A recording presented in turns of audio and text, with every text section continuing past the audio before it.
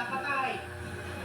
At alagang aso na inibang palamig at galit ng patayan ng airport. Yan at iba pang mga balita. Mamaya sa 24 this weekend.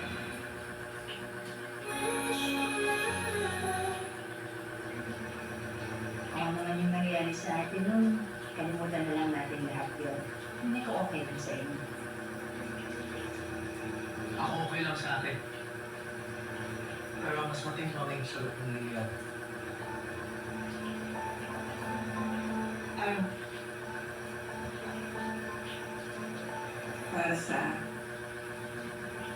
Para na lang sa baby. Lilian, salamat ha.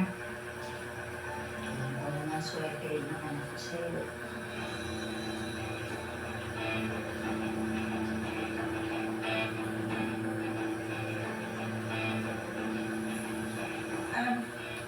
Dito na lang kayo kumain. Nakapaganda ako ng hapunan. Oo, okay. Pagpasensyahan niyo lang ha. Yes, yes. Sige, tara.